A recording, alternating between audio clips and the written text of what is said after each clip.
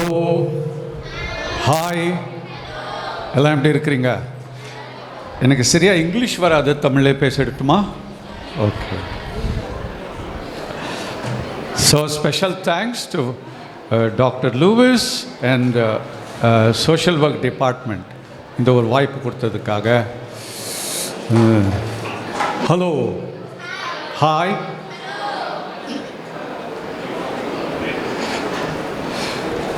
Friends, 73 வருஷமாக Harvard university ஒரு ஆராய்ச்சி பண்ணுச்சு. எவ்வளோ வருஷமா? 73. இந்த உலகத்தில் நிறையா வேலைகள்லாம் இருக்குல்ல, இதில் சில வேலைகள் கெரியர் நிறையா காசு கொடுக்கும், ஆனால் மனதிலே ஒரு நிறைவு, ஒரு மகிழ்ச்சி கொடுக்கின்ற வேலை என்ன அப்படின்னு 73 வருஷமாக ஆராய்ச்சி பண்ணிவிட்டு ஒரு லிஸ்ட்டு கொடுத்தாங்க. கண்ணுங்களா, யோசிச்சு பாருங்கள், எது முதல்ல வரும்னு நினைக்கிறீங்க? என்ன மாதிரி ஒரு வேலை அதிகமாக மகிழ்ச்சியை தருகிறது? சொல்லுங்க பார்க்கலாம். சரி,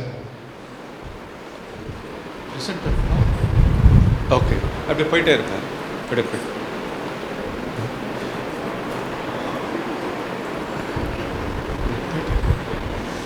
எனக்கு நேரம் இல்லாதனால சில இதை ஷார்ட் ஆக்கிடுறேன்.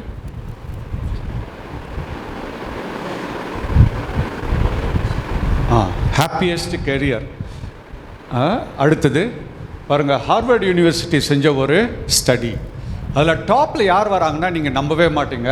அடுத்து நெக்ஸ்ட் ஃப்ரெண்ட்ஸ், எங்கள் மாதிரி ஃபாதர்ஸ் யார் மக்களோட உதவி செய்கிறாங்களோ. 2வது மகிழ்ச்சியான வேலை என்ன தெரியுமா? Social work. நல்லா கைத்தட்டுங்க பார்க்கலாம்.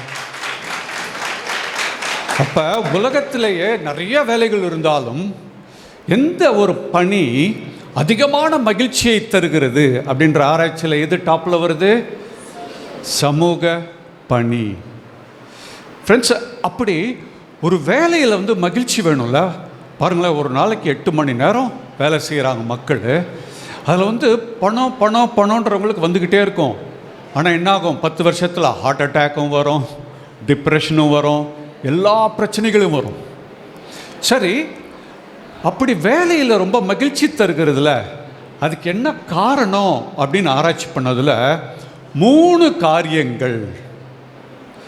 கண்ணுங்களா, உங்களுக்கு இந்த 3 விஷயம் இருந்துச்சுன்னா நீங்கள் வேலையிலையும் சரி, உங்களோட ஃப்ரெண்ட்ஷிப்லேயும் சரி, நேற்று இல்லாத மாற்றம் என்னது, காற்று என் காதிலேதோ சொன்னது, எல்லாத்துலேயுமே உங்களால் மகிழ்ச்சியாக இருக்க முடியும். இந்த 3 காரியங்கள் மனசில் வச்சுக்கிறீங்களா? நம்பர் 1, ஃப்ரெண்ட்ஸ், அது அது அப்படியே போயிட்டே இருங்க, நமக்கு நேரம் இல்லை. ஃப்ரெண்ட்ஸ், அதாவது ஷார்ட்டாக சொல்லணுன்னா, மனுஷனுக்கும் தொழில்நுட்பத்திற்கும் இப்போ ஒரு பெரிய போராட்டம் இல்லை. ஏஐ வந்த பிறகு என்ன சொல்கிறாங்கன்னா, இந்த ஒரு வருஷத்தில் 80 மில்லியன் 80 லட்சம் பேருக்கு வேலை போயிடுச்சான். அப்போ எதிர்காலத்தை இந்த உலகத்தை ஆளப்போவது மெஷின் அப்படின்னு சொல்கிறாங்க. ஆனால் ஒரு உண்மை என்ன தெரியுமா? நம்ம பிறந்த பொழுது இறைவன் நமக்கு 16 வகையான ஆற்றல்களை கொடுத்துருக்கிறார். 16 வகையான ஆற்றல்கள், புரியுதுங்களா? அந்த காலத்தில் இந்த 16 மக்கள் பயன்படுத்தினார்கள், மகிழ்ச்சியாக இருந்தார்கள். எப்பொழுது இந்த இயந்திரம் வந்ததோ, ரொம்ப நல்லது, தனக்கு உதவி செய்கிறதுக்காக எந்திரம். இப்போ இங்கேருந்து திண்டுக்கல்ல நான் நடந்து போகிறதுக்கும் ஒரு வண்டியில் போகிறதுக்கும் எல்லாருக்குமே வித்தியாசம் தெரியும். அதனால் எந்திரம் கண்டிப்பாக வேண்டும். ஆனால் ஒரு 300 வருஷமாக இந்த உயர்தர எந்திரங்களை யூஸ் பண்ணி மனுஷன் என்ன ஆகிட்டான்? அவன் எந்திரமாக மாறிவிட்டான். புரியுதுங்களா? அப்போ எந்திரம் கையாள்வது ஒரே ஒரு மெமரி தான், ப்ரீவியஸ். அப்படியே அந்த ப்ரீவியஸ், இல்லைம்மா அடுத்து இல்லைம்மா ப்ரீவியஸில் அடுத்து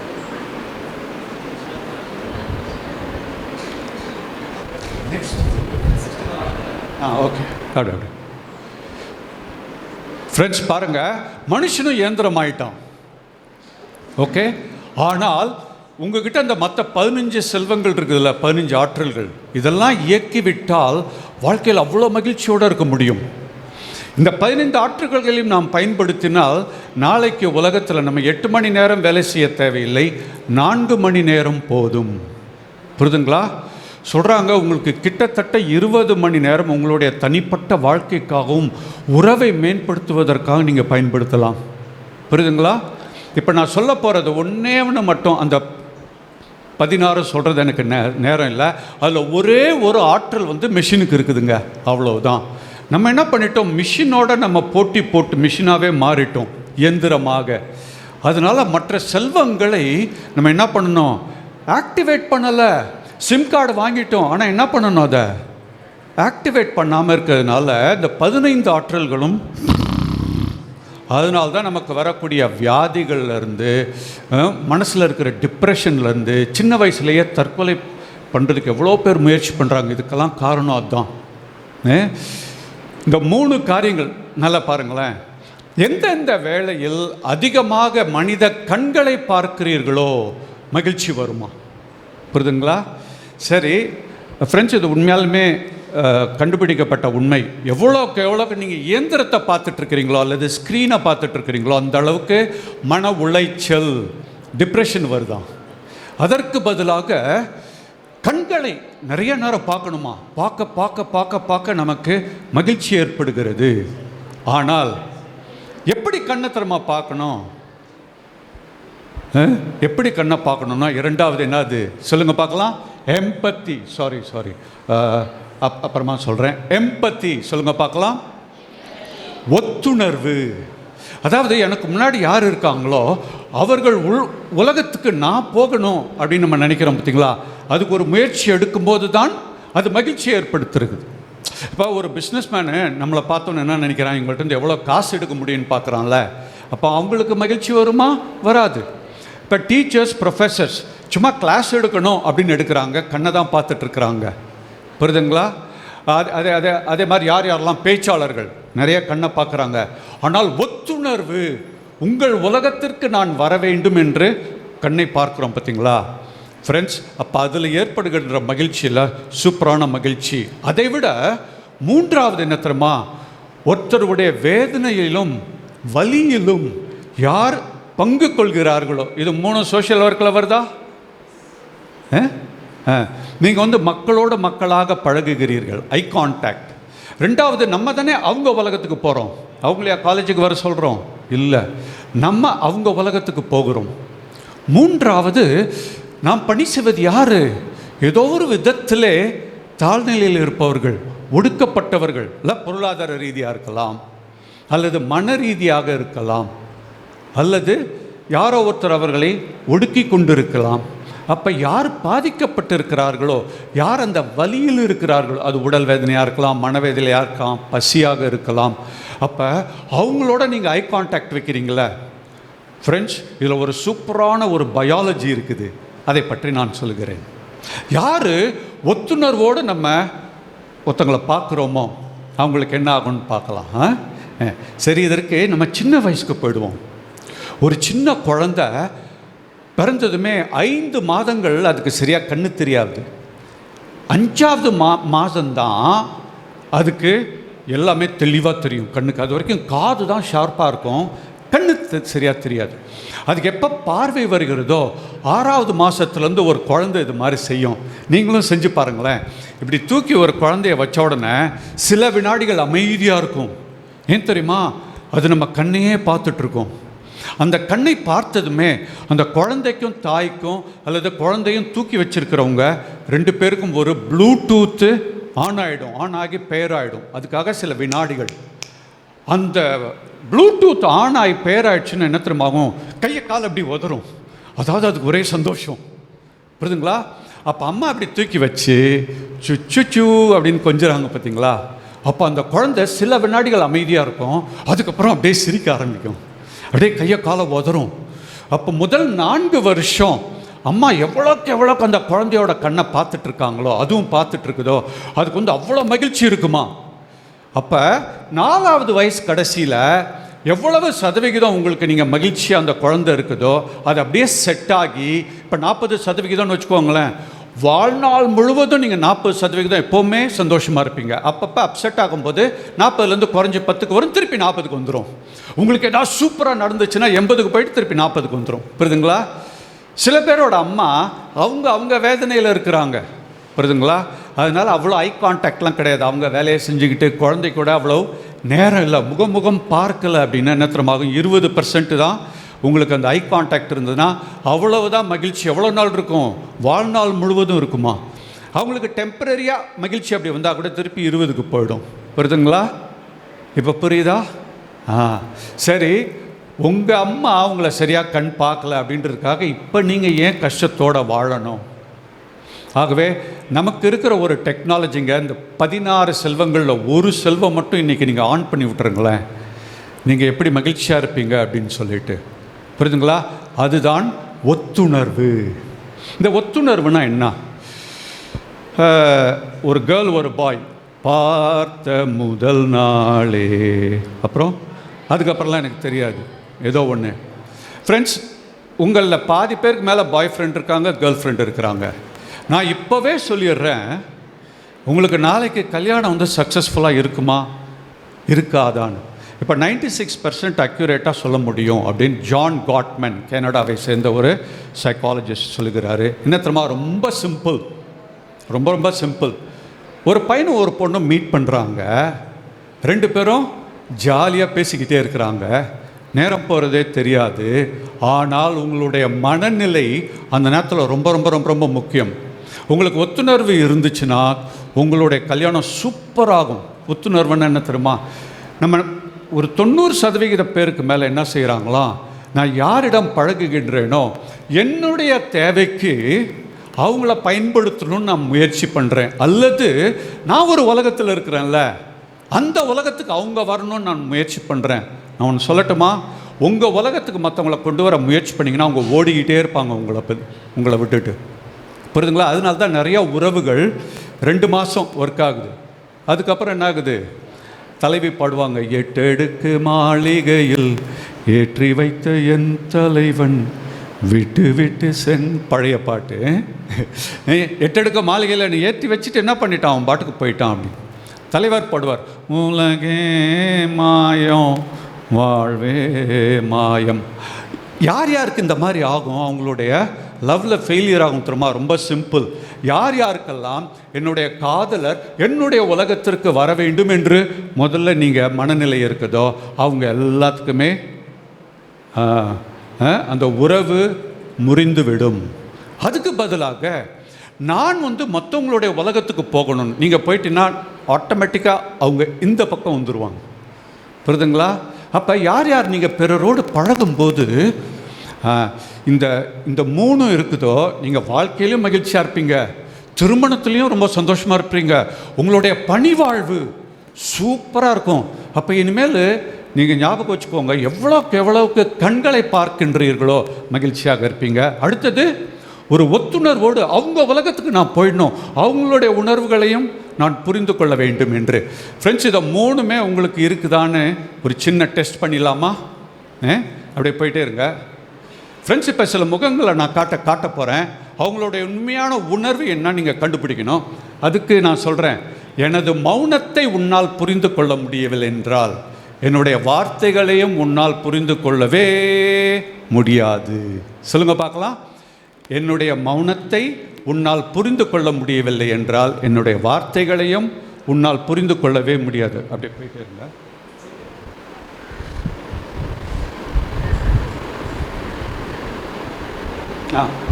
ஓகே ஃப்ரெண்ட்ஸ், இப்போ சில ஃபோட்டோஸ் காட்ட போகிறேன். இவங்களுடைய உணர்வு என்ன அப்படின்னு யார் துல்லியமாக சொல்கிறீங்கன்னு பார்க்கலாம். அவங்க வெளியே ஒன்று காட்டுறாங்க, ஆனால் அவங்களுடைய மௌனத்தில் அவங்களுடைய உணர்வுகளை நீங்கள் கண்டுபிடிச்சிக்கணும். எத்தனை பேருக்கு இது கரெக்டாக வருதுன்னு பார்க்கலாம். முதல் ஃபோட்டோ நான் அப்படி செய்யலாம். நெக்ஸ்ட்டுமா, ஐஸ்வர்யா ராய் அழகாக சிரிக்கிறாங்க. இவங்களுடைய மனதுக்குள்ள என்ன உணர்வு சொல்ல முடியுமா? சொல்லுங்கம்மா. சொல்லுங்க. அதாவது அவங்க உணர்வு என்னன்னா, என்னதான் ரஜினிகாந்த் நம்மளோட வயசானவராக இருந்தாலும் இந்த இடத்துல வந்து இந்த ரோல், அதாவது அவரை பார்த்து சிரித்து அழகாக இருக்காருன்னு ஒரு பொயட்ரேட் பண்ணாதான் நமக்கு சம்பளம் கிடைக்கும். அதாவது நீங்கள் ஒரே வார்த்தையில் நல்லா நல்லா சொல்கிறீங்க, ஒரே வார்த்தையில் என்ன உணர்வு அது சொல்லணும். சொல்லுங்க யாரு? சரி, எனக்கு நேரம் ரொம்ப இல்லை. நெக்ஸ்ட்டு இதுதான் பதில். Previous suppressed pain. அவங்க சின்ன வயசில் ஏற்பட்ட ஒரு மன வலி இருக்குல்ல, அதை அமுக்கி அப்படியே அந்த அழுத்தத்தில் அவங்க இருக்கிறாங்க. அப்போ கண்களை அவங்க பார்த்து சிரிக்கிறாங்க, ஆனால் அவங்களுக்குள்ள அவ்வளோ வலி இருக்குது. யார் யாருக்கெல்லாம் அந்த வலி தெரியுது கண்ணில் அப்படின்னா அவங்களுக்கு ஒத்துணர்வு இருக்கிறதுன்னு அர்த்தம். அடுத்த ஃபோட்டோ ஃப்ரெண்ட்ஸ், இவர் கண்ணை பாருங்கள். ஏன்னா கண்கள் நான் சொன்னேன்ல, மௌனத்தில் அவங்களுடைய உணர்வு புரிஞ்சுக்கணும். அவர் ரஜினி வந்து அப்படியே காந்த கண்ணுன்னெலாம் சொல்லுவாங்க, ஆனால் அந்த காந்தத்துக்குள்ளே என்ன இருக்குதுன்னு பாருங்கள். சொல்லுங்கள் பார்க்கலாம்.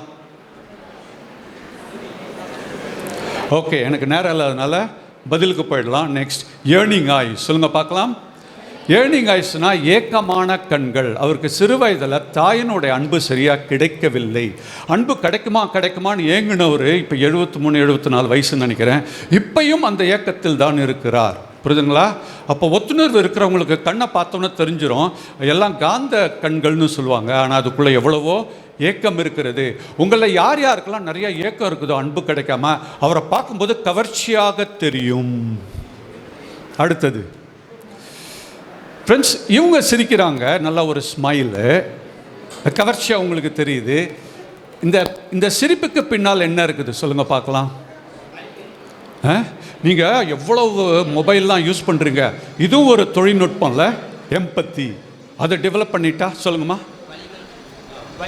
வலிகள், ஆனால் என்ன மாதிரி வலின்னு பார்க்கலாம். Next, suppressed drama. அதாவது அவங்களுக்கு சின்ன வயசில் அவங்கள மனசை பாதித்த மாதிரி ஒரு பெரிய நிகழ்ச்சி ஏதோ நடந்திருக்குது.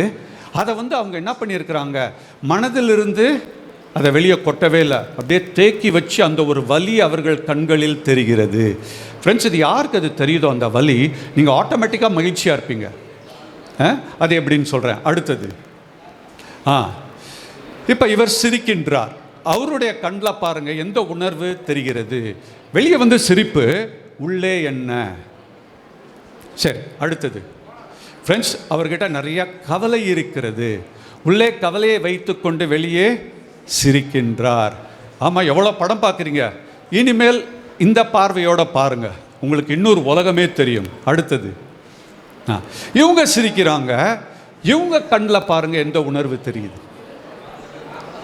ஓகே, சொல்லிடுறேன் பதில். நெக்ஸ்ட் ஃப்ரெண்ட்ஸ், இவங்கள்ட்ட இவ்வளோ பதட்டம் இருக்குது, புரியுதா? இப்போ பாருங்கள், ஒரு முக்கியமான இதோட நான் முடிச்சுக்கிறேன், ரொம்ப நேரம் இல்லை.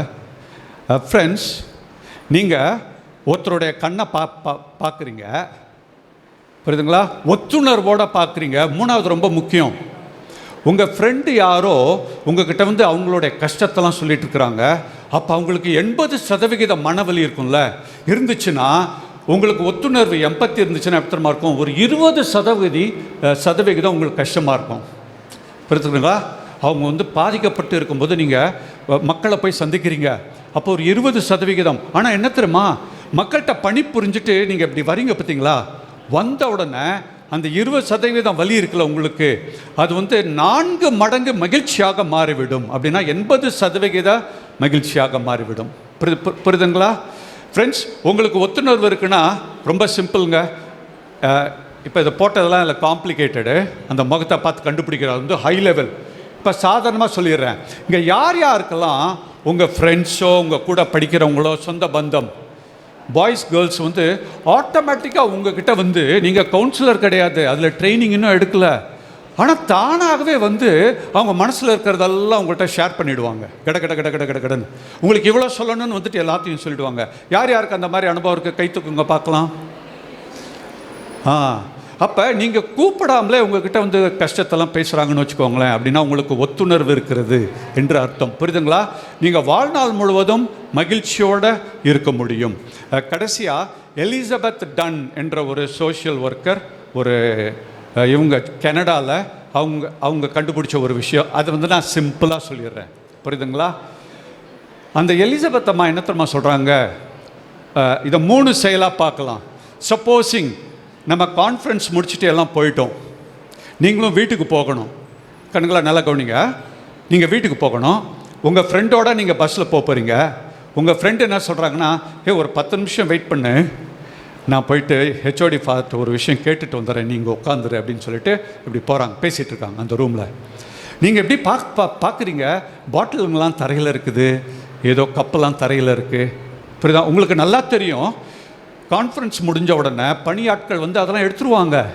ஆனால் நீங்கள் நான் சும்மா தானே உட்காந்துருக்கிறேன்னு உங்களுக்கு சாய்ஸ் இருக்குது. ஒன்று வந்து மொபைல் எடுத்துகிட்டு நீங்கள் அப்படியே இது பண்ணலாம், ஸ்க்ரோலிங் பண்ணலாம், அல்லது இதெல்லாம் எடுத்து நீங்கள் அங்கே குப்பை தொட்டி இருக்குது அதில் போடுறீங்க.